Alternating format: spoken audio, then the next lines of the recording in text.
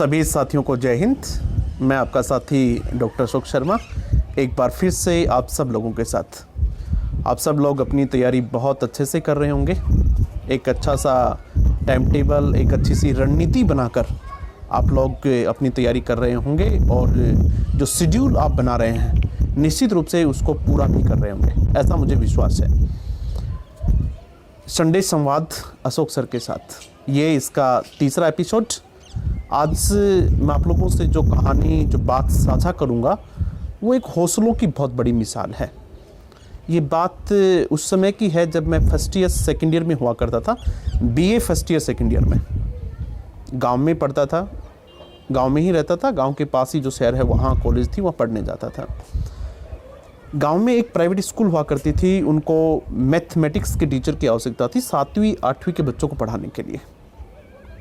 मैं उस स्कूल में पढ़ाने लग गया।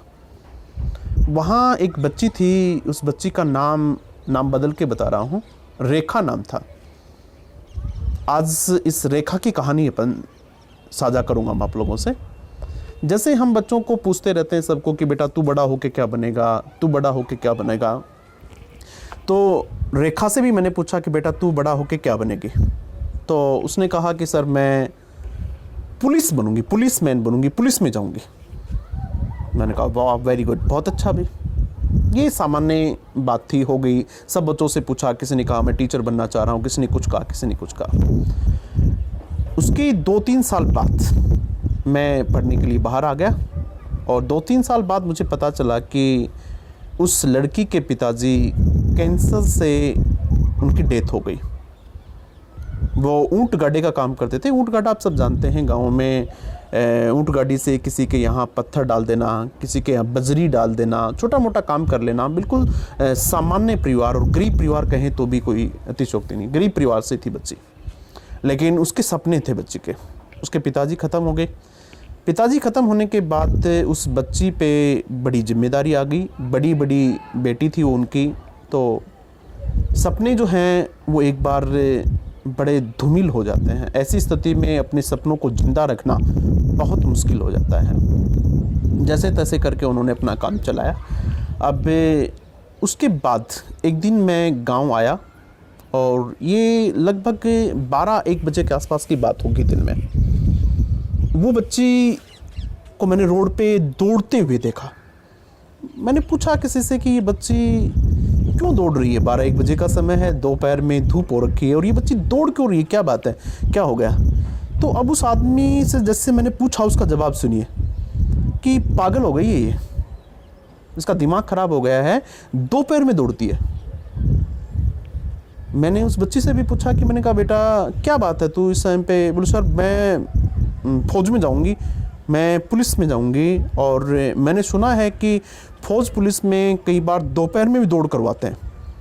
तो मैं ऐसी प्रैक्टिस करके जाऊंगी कि दोपहर में ही दौड़ करूंगी ताकि वहाँ मेरी स्टेमिना जो है वो बहुत मजबूत रहे और मुझे किसी प्रकार की कोई असुविधा नहीं हो। मैं उसी परिस्थितियों में प्रैक्टिस करके जाना चाहती हूँ जिन परिस्थितियों में मेरा वहाँ एग्ज़ाम होना है, जिस परिस्थिति में मेरे से दौड़ाएंगे।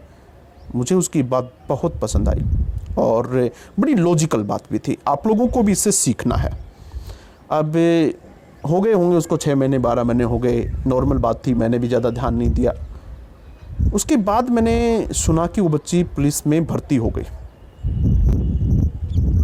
वो बच्ची पुलिस में सिलेक्ट हो गई और जो लोग उसको पागल कह रहे थे अब वो कह रहे हैं कि वास्तव में यार लड़की ने तो बहुत अच्छा किया।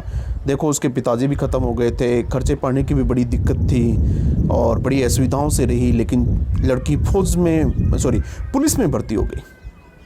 अब यही नहीं रुकती है वो बड़ी बड़ी बेटी थी अपने पिताजी की, बड़ी बहन थी, उसके 2 छोटी बहन और थी और उनसे छोटा एक भाई उसके। अब उसको कहा गया कि ठीक है भाई तू नौकरी लग गई है, अब शादी वगैरह कर लो, शादी करते ही हैं। कहा कि बस इसकी शादी कर दो।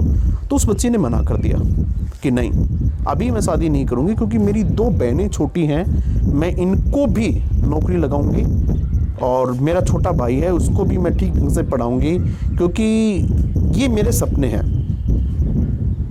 जैसा पुलिस में जाना मेरा सपना था, वैसे ही मेरा सपना है कि मेरे परिवार को समाज में बड़ी इज्जत के साथ देखा जाए, मेरे परिवार की समाज में बहुत प्रतिष्ठा हो, मुझे लोग सम्मान से याद करें, ऐसा मैं चाहती हूँ। उस बच्चे ने साहब 2-3 साल शादी नहीं की। इस दौरान उसकी 2 बहनें थी, उनको भी ठीक वगैरह, उसके बाद तो उनके पास साधन हो गए, तो कहीं कोचिंग वगैरह भी करवाई होगी बच्चियों को, लेकिन वो 2 बच्चियाँ साहब दोनों पुलिस में लग गई। अब परिवार की स्थिति ठीक होने लग गई और सब लोग कहने लगे, जो लोग उसको पागल कहा करते थे कि लड़की पागल हो गई है, अब वो कह रहे हैं कि नहीं नहीं, उससे सीखना चाहिए। समाज में कोई ऐसी बात होती है, कोई तैयारी वगैरह करवानी हो, कुछ से हो, तो नहीं नहीं साहब उससे पूछो, वो सही बताएगी। ये परिणाम आने के बाद लोगों की प्रतिक्रिया चेंज होती है। अब उसका एक छोटा भाई है, वो भी पिछले महीने 2-3 महीने में, कब मुझे जानकारी मिली है, एयरफोर्स में भर्ती हो गया। अब देखिएगा उसके परिवार की स्थिति। निश्चित रूप से उसने इतना संघर्ष किया होगा, आसान नहीं होता है ये। उसके पास 2 ऑप्शन थे। जब उसके पिताजी की डेथ हुई तो एक ऑप्शन ये था कि वो भी टूट जाती, अपने सपनों को छोड़ देती और 2-3 साल में उसकी कहीं शादी कर देते, और इसी प्रकार से उसके छोटे भाई बहन भी जैसे तैसे करके सबकी शादियां वगैरह हो जाती और एक सामान्य सा परिवार, मध्यम वर्ग का परिवार, गरीब का गरीब रह जाता। लेकिन उस एक लड़की के हौसलों ने, उस एक लड़की के जुनून ने, उस एक लड़की के पागलपन ने परिवार की स्थिति को बदल दिया, समाज में परिवार को प्रतिष्ठा दिला दी। विकट परिस्थितियों में भी उस बच्ची ने अपने सपने को जिंदा रखा।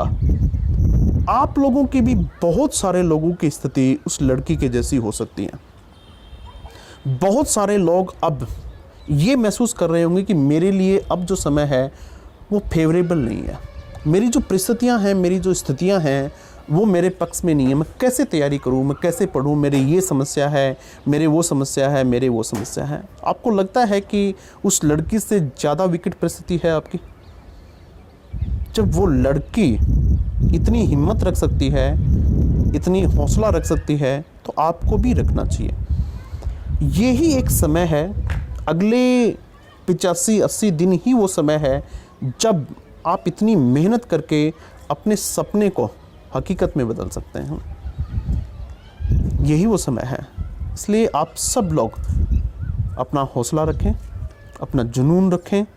परिस्थितियाँ ऐसी ही आती जाती रहती हैं, और इस बात को याद रखें कि आपकी एक नौकरी आपके परिवार की स्थिति बदल सकती है। आपकी एक नौकरी आपके परिवार को समाज में प्रतिष्ठा प्रदान कर सकती है। आप अकेले एक आदमी की नौकरी आपको समाज में इज्जत दिला सकती है। आप इस बात को ध्यान रखें। जब भी थकने लगो, जब भी नींद आने लगे, जब भी आपको लगे कि बस अब मैं नहीं कर सकता हूँ, तब सोचिएगा कि अगर मैं सो गया और मैं पीछे रह गया तो क्या होगा। उस समय सोचिएगा कि मेरे जागने से न केवल मेरी, अपने लिए नहीं सोचना, अपने लिए तो कोई कुछ भी कर लेंगे, आप लोग कहीं भी अपना कमा लेंगे, इसमें कोई बड़ी बात नहीं है। लेकिन ये सोचिएगा कि अगर आप इस एग्ज़ाम को पास कर जाते हैं, नौकरी लग जाते हैं, तो आपके परिवार में आपके समाज की, आपके मम्मी पापा की, आपके भाई बहनों की, आपसे जुड़े हुए हर आदमी की ज़िंदगी कितनी बदलती है। ज़रूर अपना हौसला मजबूत रखिएगा। आज के लिए मेरे पास आप लोगों से यही एक बात थी साझा करने के लिए। आशा करता हूं कि आप अपना सपना ज़िंदा रखेंगे, न केवल ज़िंदा रखेंगे बल्कि अब उसको हकीकत में भी बदलेंगे। बहुत बहुत धन्यवाद।